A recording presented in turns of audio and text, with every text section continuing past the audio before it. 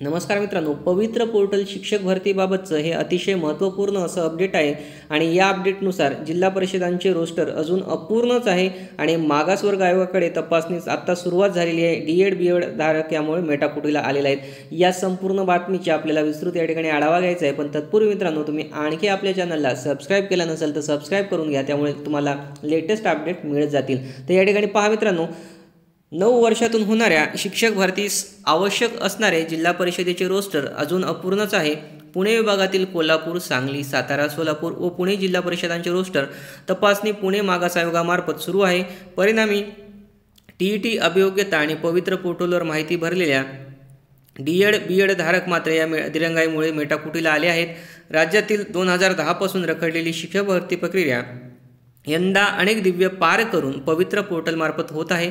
त्यामुळे भरतीतील भ्रष्टाचार, सावळा गोंधळ थांबण्याबरोबरच गुणवत्तापूर्ण शिक्षक भरण्याचा शासनाचा मनोदय सर्वसामान्य जनतेच्या पसंतीत उतरला आहे. सुरुवातीला या पोर्टलला संस्थाचालकांनी विरोध केला खरा, पण या संस्थेच्या गुणवत्ता आणि कौशल्याचा विचार करायला लावून शासनाने त्याचीसुद्धा समजूत काढली. परिणामी शासनाने घालून दिलेली टी.ई.टी. पास व अभियोग्यता पात्र उमेदवारांना मुलाखतीद्वारे शिक्षक नियुक्ती देण्यासाठी राज्य पातळीवरील संस्था चालकांच्या महामंडळाने याला मान्यता दिली. मुलाखतीतही काही अपवाद राहू नये म्हणून मुलाखतीचे चित्रीकरण करण्यात आले येणार आहे. त्यामुळे भ्रष्टाचाराला आळा बसेल, पण शिक्षकाचीही गुणवत्ता वाढणार आहे. खाजगी संस्था, स्थानिक स्वराज्य संस्था, नगरपालिका, महानगरपालिकातील रिक्त जागा पवित्र पोर्टलवर 21 जानेवारीपर्यंत अपलोड करणे अपेक्षित होते, पण संस्थांच्या दिरंगाईमुळे आणि शासनाने दिलेल्या मराठा व आर्थिक दुर्बल आरक्षणानंतर ती 29 करण्यात आली आहे. यानंतर ती 3 फेब्रुवारीला उमेदवारांना पोर्टलवर रिक्त जागा व संस्था तसेच शाळांची यादी दाखवावी लागणार आहे.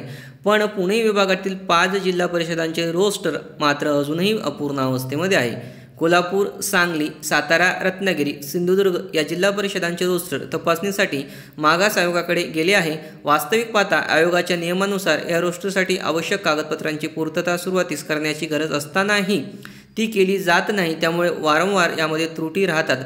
परिणामी रिक्त जागा स्पष्ट होण्यास विलंब लागत आहे. संस्थांना अजून नियमावलीच नाही. रोस्टर तपासून झाल्यानंतर संस्थांनी रिक्त पदे पोर्टलवर भरण्याच्या सूचना शासनामार्फत देण्यात आल्या आहेत. याबाबतची नियमावली अजूनही संस्थांना दिली नसल्याने बहुतांश संस्थांनी आपल्या जागा पोर्टलवर अपलोड केल्या नाहीत. त्यामुळेही संस्था शासनाकडून येणाऱ्या नियमावलीच्या प्रतीक्षेमध्ये आहे.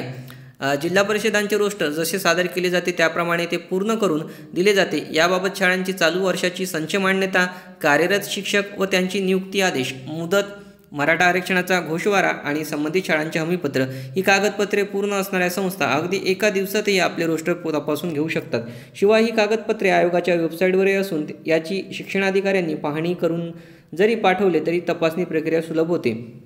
या अभावामुळेच 5 जिल्ह्यांचे काम अजून सुरू आहे. मुकेश काकडे, सहाय्यक आयुक्त मागासवर्ग कक्ष पुणे यांचं असं म्हणणं आहे आणि ते कळून येईल मित्रांनो की भरतीला का विलंब होत आहे. एक तर जिल्हा परिषदांचं रोस्टर पूर्ण नाही आणि संस्थेला आणखी नियमावलीच गेली नाही की कशा प्रकारे नवीन रोस्टर तयार करायचं. त्यामुळे या ठिकाणी भरतीला थोडा विलंब होत आहे. मित्रांनो, याबद्दल आपलं मत काय, प्लीज कमेंट्समध्ये या व्हिडिओला लाईक व शेअर करायला विसरू नका आणि मित्रांनो अपडेटसाठी चॅनलला सबस्क्राईब करायला विसरू नका.